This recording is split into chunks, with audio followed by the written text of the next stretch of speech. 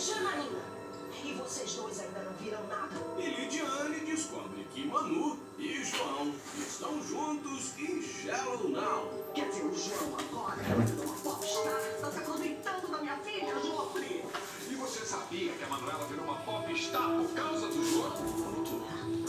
O João foi a pessoa que criou o Lusca com Manu. Você tem que me prometer que você não vai contar isso pra ninguém. Joffre, se o pessoal da Pop TV descobre isso, eles acabam com o programa na mesma hora. Segunda, Então, eu descobri uma coisa terrível. Verão 90.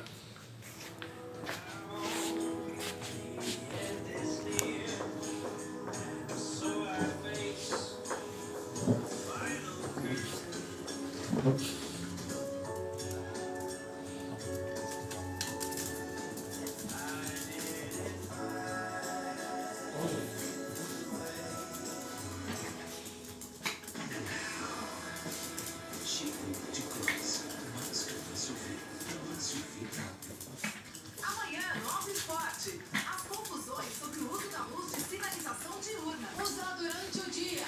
A luz RL, aquela lá atrás, pode. Precisão para saber o estado dos pneus. Limite um laser devolve um laudo. Enchentes e os danos para direção hidráulica. Fascinante essa peça. Um modelo elétrico para bater recordes. Quantidade de bateria nesse carro invade o cockpit. É depois do Globo Rural, no Alto Esporte.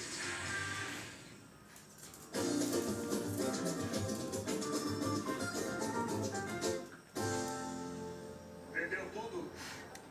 Entendi, seu Eusébio. Acho que eles adoraram meu bolo. Agora eu vou voltar pra casa e comprar mais farinha, mais açúcar, mais ovo. A gente volta amanhã e vem demais. Amanhã? Mas eu não supunha que esse seria um trabalho diário. Só pra me ajudar, seu Eusébio, por uns dias. Hã?